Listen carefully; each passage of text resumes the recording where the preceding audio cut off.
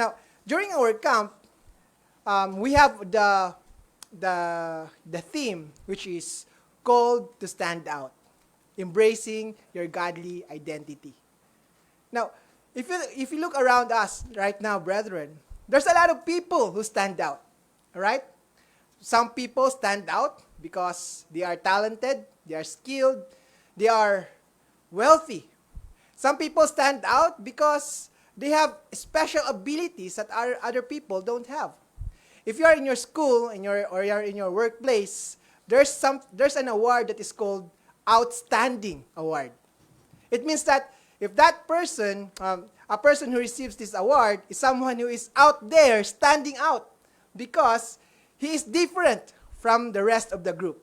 He has this special identity or unique attribute that makes him extraordinary. But sometimes, brethren, some people stand out for the wrong reasons. Some people stand out because of the way they dress. Some people wear elaborate and exaggerated. They have this fashion statement that is just out of the world. Some people have a lot of earrings, multiple earrings that makes them stand out. Some people design or have this very different hairstyle, and they have tattered clothing and so much more. And so there's a way that some people stand out in a wrong way. But for us Christians, we are all standing out because we embrace our godly identity. Now, if you don't embrace your godly identity, you would be standing out in the wrong reason. That's why, brethren, today, I would like us to revisit a story that happened thousands of years ago that would show us what it means to really stand out and embracing our identity. This story is found in Daniel chapter 3. Let's go there, brethren. Daniel chapter 3. And I would like to show you how this story actually gives us an idea of the right way of standing out. So, let's go here. Daniel 3, chapter 3, verse 1. It says, Nebuchadnezzar, the king, made an image of gold, whose height was 60 cubits and its width 6 cubits. Now, if you, just a little bit of background, Nebuchadnezzar, this is actually Nebuchadnezzar II, is considered to be the greatest king of Babylon. Yeah. If you have heard about the Hanging Gardens of Babylon, he's the one who initiated it. But he's also known as a brutal dictator. He is very strict, and he has killed a lot of people who would go against his will. So this is the background of Nebuchadnezzar. And look at this. He made an image of gold, which is 60 cubits. Now, I look into this measurement, and it says that it is about 90 feet. That is about 15 to 20 times of my height. So you just can imagine, times 20 probably of my height. That's how high this golden image. So, if you are living in that time, you would say that it is a spectacular sight to behold. It is very huge. And it's not just made of ordinary wood or what, but its outer layer is made of gold. So it's really shiny. It's very, I would say, spectacular. So, and in verse 2, it says here that, and King Nebuchadnezzar sent word to gather together the satraps, the administrators, the governors, the counselors, the treasurers, the judges, the magistrates, and all the officials of the provinces to come to the dedication of the image which King Nebuchadnezzar had set up. So you could see here that this is a very important event because everyone is invited. This means that this is not just an ordinary event. This is actually a test of allegiance to King Nebuchadnezzar. So he would see who is really loyal to him, because that golden image is not just simply it represents his kingdom, his power, and even himself. That's the kind of image it is.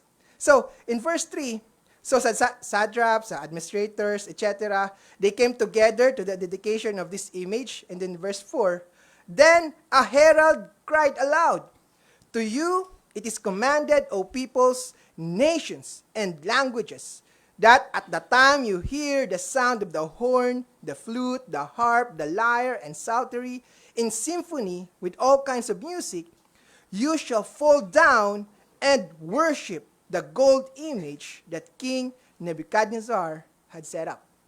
So you can see here, brethren, that for King Nebuchadnezzar or other of his officials know the power of music. Can you just imagine, brethren? Music is powerful. Actually, Satan is a musician. Music can be used for good. It can also be used for bad. So you can just imagine how awesome the sight of this. And you are not just going to be seeing, but you're also be feeling and listening at this very big orchestra, making it make it conducive for all to worship the golden image. And then verse 6, and whoever does not fall down and worship shall be cast immediately into the midst of a burning fiery furnace. So, there's a threat. Okay? There's a threat. King Nebuchadnezzar isn't just making a joke here. He doesn't just see this as a religious activity, but whoever who does not worship this golden image is considered to be an act of treason. Someone is worthy of death. So you can just imagine that this is something that he really wanted to do, because everyone should have allegiance to him. So at verse 7, so at the time when all the people heard the sound of the horn, the flute, harp, and lyre, in symphony of all kinds of music, all the people, nations, and languages fell down and worshipped the gold image which King Nebuchadnezzar had set up. So everyone is doing it. Right? He's saying that all the people. So everyone is worshiping the golden image. What are they doing, brethren? They are blending in. Oh, everyone is doing it? I don't want to stand out. I don't want to get punished. I don't want any trouble. I would just go along. And that's what all people doing here. I remember a very nice quote. It says that every dead fish can swim down the stream, but it takes a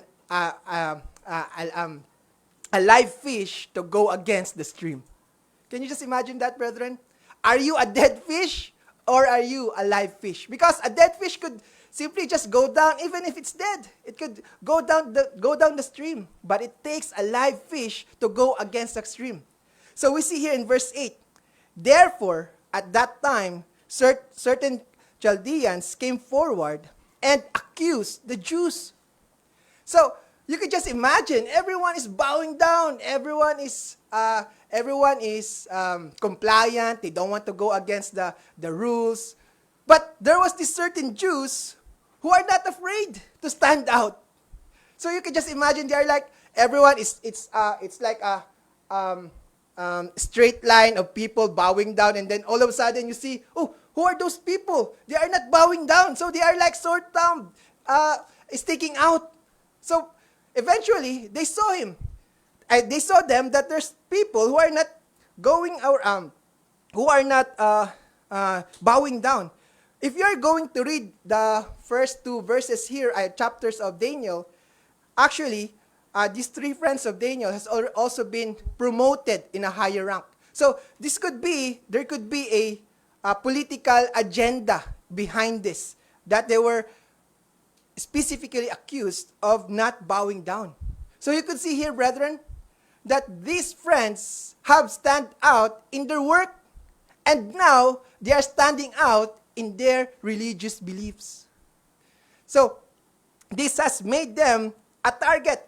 So verse 9, they spoke and said to King Nebuchadnezzar. So they are basically informing the king that there's people who are not worshiping the beast, or the golden image.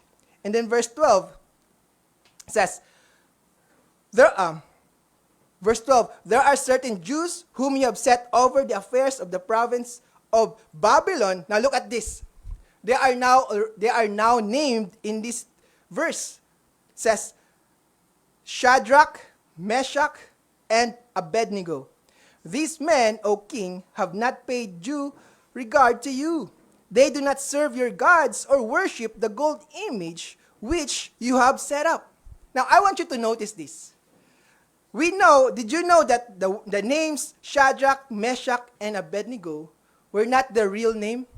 Now, our young people here are nodding. They knew that this is not their real name. Actually, the real name, if you go back to Daniel chapter 1, we see here that the real name of Shadrach is Hananiah. The real name of Meshach is Mishael, and Abednego, the real name is Azariah. So why did they change their name? Did you know why, brethren? Because they are trying to make them forget their godly identity. In the same manner, we live here in this world ruled by Satan. The society is trying to make us forget who we are. Do you know, brethren, the name, I will include Daniel, okay? Do you know that the name Daniel means God is my judge? And his Babylonian name is Belteshazzar, which means Bel or Marduk protect his life. That is the Babylonian God. How about Hananiah? His real name is God has favored me. But his Babylonian name, it means, the Shadrach means commander of Aku, which is a moon god. Mishael, his name is who is like God, or who is as God. But his name was turned to Meshach. Meshach, which is who is like Shak. That is the goddess Ishtar or Venus. And then Azariah, his name is Yahweh is my help. And his name was turned into Abednego, which means servant of Nego. Can you just imagine, brethren, how just they are trying to indoctrinate these young men to accept the culture of idolatry. So in the same manner, brethren, we are also living in this place. And unknowingly, we don't know that we are slowly being indoctrinated. And this world is trying to wash out our godly identity. That's why we are reminding everyone to embrace your godly identity. And that's how you're going to stand out. So you can see here, brethren, let's go back here in verse 13. Then Nebuchadnezzar, in rage, galit na galit, in fury, gave the command to bring Shadrach, Meshach, and Abednego. So they brought these men before the king. Look at this. Nebuchadnezzar spoke, saying to them, "Is it true?" So, to the credit of Nebuchadnezzar, he didn't immediately believe the accusers. He wanted to interview these three Jewish people, young men. Actually, this is very young. Napakabata pa nito. Some people says that they are just around their 20s or late teens. So, these are actually brave young men. Grabe, can you just imagine standing up before the greatest king of their empire? So, look at this. Is it true, Shadrach, Meshach, and Abednego, that you do not serve my gods or worship the gold image which I have set up? So, this is actually a way for Nebuchadnezzar to give them a chance to change their mind, to have a change of heart. You see, brethren, it's one thing to stand out, but it's different to stick to what you have stood for. Diba? Remember Peter? He stood out for Yeshua, but he did not. He gave up in the middle. Yeshua was not yet crucified, and yet he gave up very early. Yes, he stood out, but he did not endure. So these young men are being given a chance to change their mind. But look at this. In verse 15, King Nebuchadnezzar was saying that, okay, so if you are ready, at that time, you hear the sound of the horn, the orchestra, and you fall down and worship the image which I have made. Good! All right! Very good. I will give you a chance. Kalimutan na natin yun. I will forget the accusers. I will give you a chance.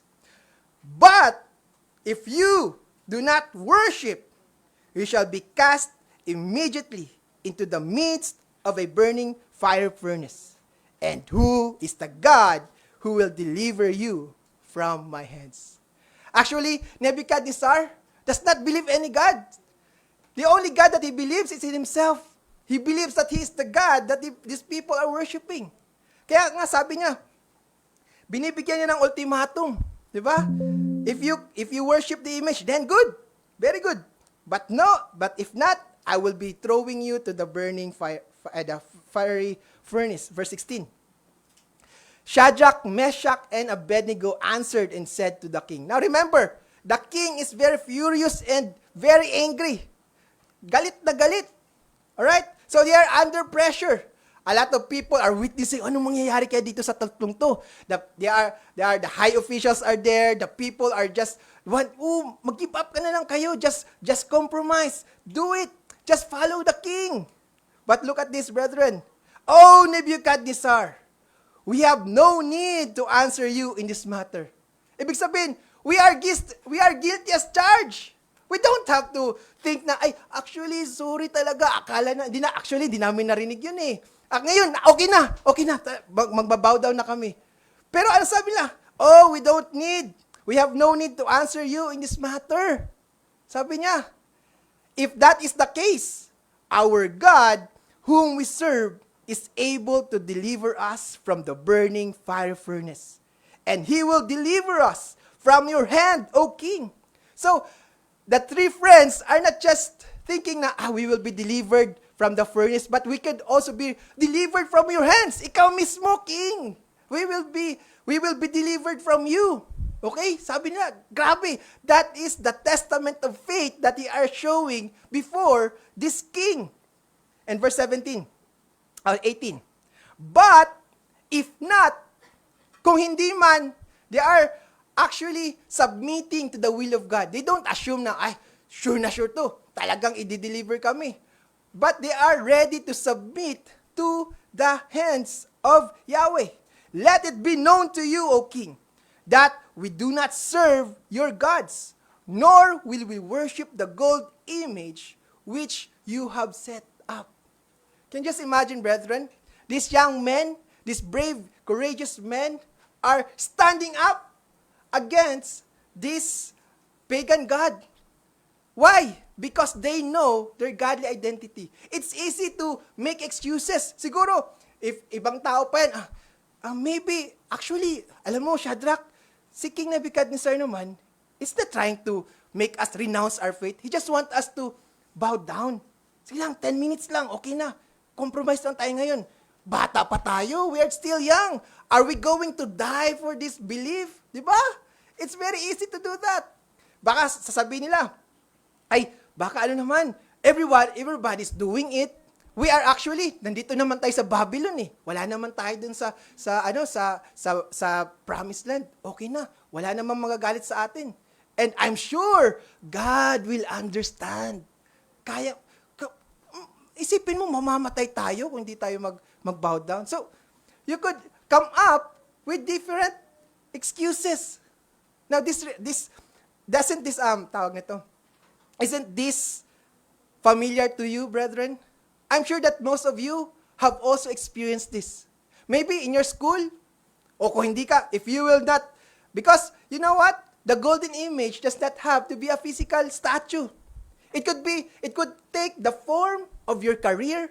It could take the form of your school, your education. It could take the form of your friends, your families, your ambitions, your dreams. Probably, some of you have faced your Nebuchadnezzar.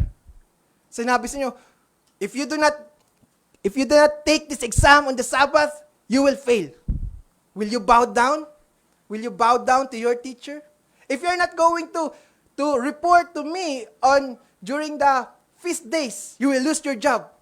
Will you bow down to your boss? Will you bow down to the society and forget your godly identity? Alright? So, actually, this is showing us that following God is, we need to make the decision every day of following God.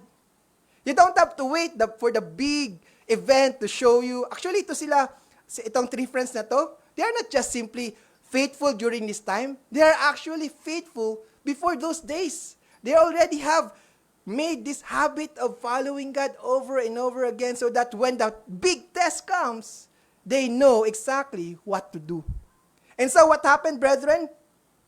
So what happened they were actually, in verse 19, when Nebuchadnezzar was full of fury and the expression of his face changed toward Shadrach, Meshach, and Abednego, he spoke and commanded that they heat the furnace 7 times, more than it was usually heated. Grabe, sobrang galit niya. Imagine, mapapahiya siya. Ito, lahat ng tao na lumuhod, tapos itong tatlong to, ang babata pa, they are being defiant of my command. Sino ba itong mga to? So, when siguro pagtapon kina Shadrach, Meshach, Abednego doon, tuwang-tuwa siya, yan ang napala nyo, patay kayo ngayon.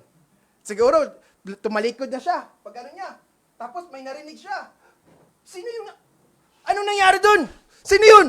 Di ba? Siguro, ganun yung expression niya. Di ba, 3 lang yung tinapon natin doon? Ba't naging 4? Hoy, ikaw, can you see that? There's other person. Tapos siguro, kumakanta pa yun sila ng hymns na siguro they are happy, they are singing hymns, that God is protecting them. So, Nebuchadnezzar is very astonished at what he is seeing. Kaya, tinawag niya, Shadrach, Meshach, Abednego, dito kayo. And they were really surprised that kahit yung amoy ng buhok nila, hindi man lang nag-amoy apoy. So, they are really delivered. And so, in verse 28, Nebuchadnezzar spoke, saying, Blessed be the God of Shadrach, Meshach, and Abednego, who sent his angel and delivered his servants who trusted in him, and they have frustrated the king's word, and yielded their bodies, that they should not serve nor worship any god except their own God. Would the same words be said to us?